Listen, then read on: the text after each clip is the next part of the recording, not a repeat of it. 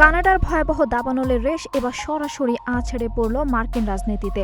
দাবানলের জেরে সৃষ্ট দূষিত বায়ু নিয়ে কানাডার উপর নতুন করে শুল্ক আরোপের হুমকি দিয়েছেন মার্কিন প্রেসিডেন্ট ডোনাল্ড ট্রাম্প।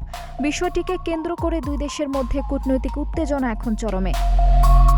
কানাডার ওয়াইল্ড ল্যান্ড ফায়ার ইনফরমেশন সিস্টেমের তথ্য অনুযায়ী দেশটিতে বর্তমানে 955টিরও বেশি দাবানল চলছে, যার অধিকাংশই এখন নিয়ন্ত্রণের বাইরে। এই ধোঁয়ার ঘন আস্তরণ কেবল কানাডাতেই সীমাবদ্ধ নেই, ছড়িয়ে পড়েছে যুক্তরাষ্ট্রের মিনেসোটা, মিশিগান, পেনসিলভেনিয়া এবং নিউ ইয়র্কের আকাশেও। সুইজারল্যান্ডের বায়ুমান পর্যবেক্ষণকারী সংস্থা IQAR তথ্য বলছে, বিশ্বের সবচেয়ে দূষিত বাতাসের শহরের তালিকায় শীর্ষস্থানে রয়েছে ডেট্রয়েট, যার ফলে বাতিল করতে হয়েছে বহু আউটডোর ইভেন্ট। পরিস্থিতি যখন জটিল, তখন মার্কিন প্রেসিডেন্ট ডোনাল্ড ট্রাম্প কানাডার বিরুদ্ধে সোচ্চার হয়েছেন। ট্রুথ সোশ্যালে এক পোস্টে তিনি অভিযোগ করেন, কানাডার ইচ্ছাকৃত অবহেলার কারণেই আমেরিকানরা আজ এই নোংরা ও অস্বাস্থ্যকর বাতাসের শিকার। ট্রাম্প সরাসরি কানাডার বন ব্যবস্থাপনার কড়া সমালোচনা করে নতুন শুল্ক আরোপের হুমকি দিয়েছেন।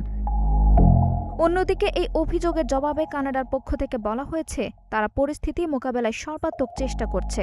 অটোয়ার দাবি, বনাঞ্চল সুরক্ষা ও আগুন নেভাতে তারা প্রায় 12 বিলিয়ন কানাডিয়ান ডলার বিনিয়োগ করেছে। রাজনৈতিক বিশ্লেষকদের মতে, দাবানলের এই ইস্যুকে সামনে রেখে যুক্তরাষ্ট্র ও কানাডার মধ্যকার পুরনো বাণিজ্য বিরোধ আবারও মাথাচাড়া দিয়ে উঠেছে। আঞ্জুম হক আরবি, নাগরিক প্রতিদিন।